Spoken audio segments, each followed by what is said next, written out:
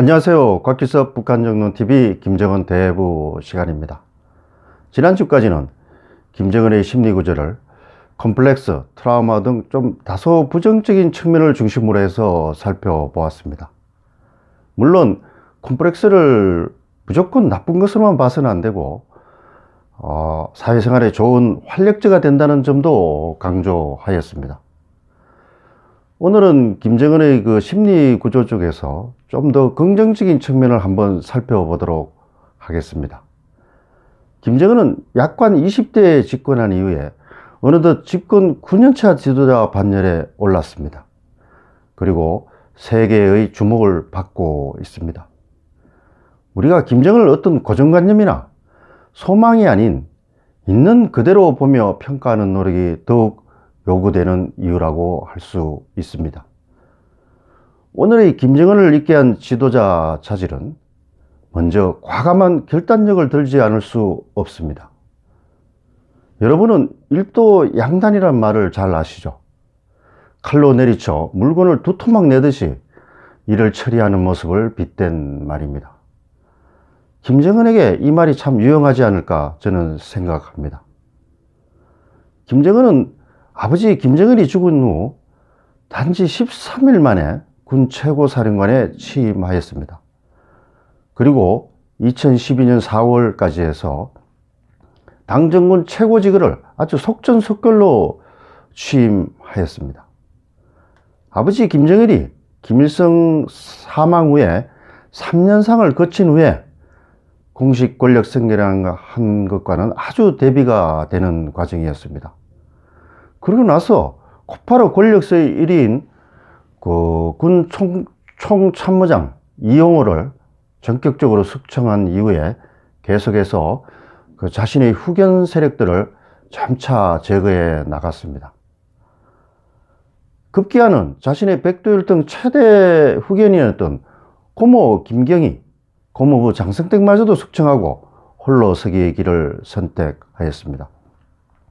만일 김정은이 과감한 결단력을 가지고 있지 않거나 현실에 안주하는 성격이었다면 과연 아버지가 고심껏에 만들어 놓은 권력틀을 그렇게 빨리 깨뜨릴 수 있었을까요? 김정은이 편안한 길을 버리고 위험이 수반되는 조기 홀로 서기를 선택한 이유는 과연 무엇일까요? 저는 김정은의 잠재했던 콤플렉스와 야망의 승부사 기질이 발휘된 것으로 평가합니다. 트럼프 대통령도 북미 관계가 최악으로 치닫던 2017년 5월 김정은은 군 장성들을 포함해서 매우 어려운 사람들을 상대하고 있다. 그런데 참 꽤 똑똑한 사람이다. 브리티 스마티 쿠키라고 긍정적인 평가를 한 바도 있습니다. 2013년 2월 단행한 제3차 핵실험도 이러한 관점에서 볼 수 있는 사안입니다. 공식 집권 후 채 1년도 지나지 않은 과도기적인 시기에 그것도 한국을 비롯해서 중국, 미국 등 주변국이 정권 교체기에 있던 그런 시기에 핵실험이라는 카드를 선택하는 것은 그리 쉽지 않은 결정이었을 것으로 생각됩니다. 그리고 2018년 비핵화 협상으로의 노선 대전환, 그리고 올해 초 선포한 이런 새로운 길도 이런 과감성 차원에서 설명이 가능하다고 저는 생각합니다. 김일성, 김정일도 시도하지 못했던 중국과의 오랜 기간 동안의 기싸움, 2018년 6월 트럼프와의 정상회담도 김정은의 입장에서 생각해 보면 고뇌 어린 결단이었을 것으로 생각됩니다. 지금 남북 대화 교류 협력 문제와 관련해서도 지난해부터 우리 문재인 정부의 끊임없는 구애에도 불구하고 철저히 무시하고 있는 것도 결단력과 연관지어 볼 수 있습니다. 이 밖에 집권 이후 4차례 핵실험과 120여 차례가 넘는 미사일 발사 시험, 36년 만에 7차 당대회 소집, 김정일의 트레이드마크였던 성군 노선의 정식 등 굵직한 사안만 해도 20여 가지가 훌쩍 넘습니다. 이 같은 캐릭터가 형성될 수 있었던 것은 지난 시간에 우리가 알아보았던 것처럼 아버지를 넘어서려는 그 잠재적인 심리와 어떤 주어진 현실에 반항하며 도전하는 그 차남 콤플렉스 신드롬과 연관지어 볼 수 있다고 저는 생각합니다. 따라서 우리는 이러한 김정은을 절대 과소평가해서는 안 됩니다. 물론 과대평가해서도 안 되겠죠. 그 과감성이라는 개념 자체가 어쩌면 적극성과 동전의 양면과 같은 관계에 있고, 특히 김정은 체제의 안정성 여부에 대한 그 논란도 어떤 계속되고 있어서 우리가 어떤 속단은 할 수 없습니다. 그렇지만 옳고 그름의 여부를 떠나서 현상을 타파해 나가려는 김정은의 결단력은 결코 낮게 평가해서는 안 되겠습니다. 왜냐하면 안보는 0.001%의 가능성에도 대비해 나가야 하는 것이기 때문입니다. 다음으로 김정은의 서구 동경 심리를 빼놓을 수가 없겠습니다. 김정은은 10대 초반인 1996년 스위스로 유학을 떠났습니다. 그리고 2000년대 말 귀국할 때까지 약 5년 동안을 해외에서, 그것도 다양한 문물이 발달한 서구 스위스에서 청소년기를 보냈습니다. 폐쇄 국가인 북한에서 철저한 통제하에 자란 그에게는 상당한 문화 충격으로 다가왔을 가능성이 크겠죠. 지금도 마음속 깊은 곳 한켠에는 어떤 서구 사회의 동경심이라든지 비교의식이 자리 잡고 있을 가능성이 저는 크다고 생각합니다.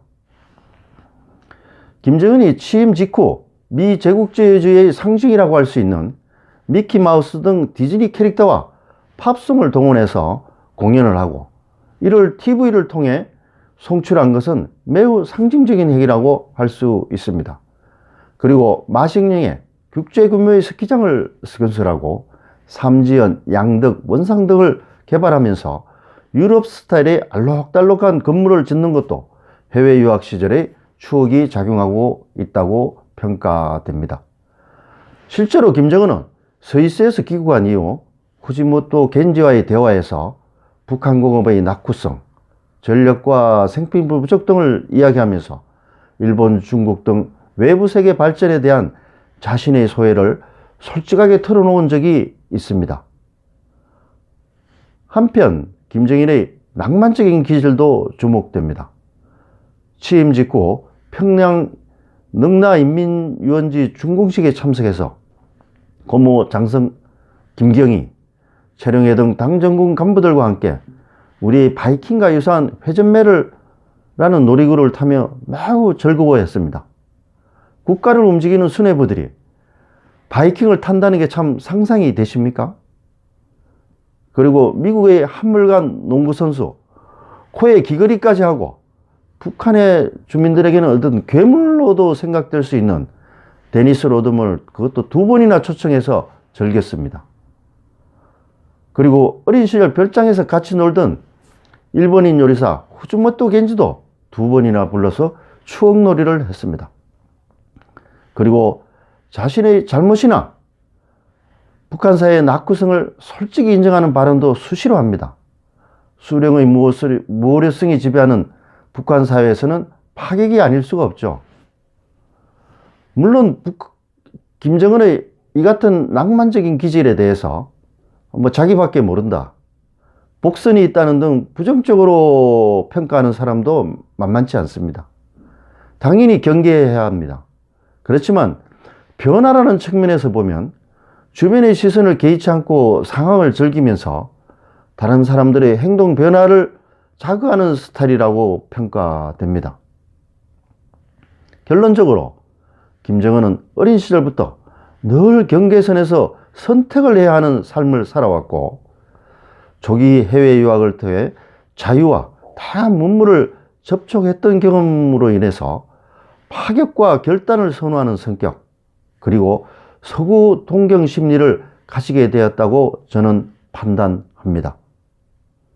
이러한 김정은의 심리는 지금 당장은 어떤 개혁과 개방이 자신의 정권에 위험이 될 수 있기 때문에 조심스럽게 접근을 하고 있지만은, 향후 어떤 중요한 계기가 있을 경우에는 북한 사회 변화에 큰 모멘텀으로 작용할 것으로 보입니다.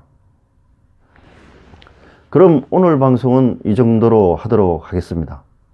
지금까지 우리는 김정은의 콤플렉스와 과감한 결단력 등 그의 내적 심리를 전반적으로 한번 살펴보았습니다.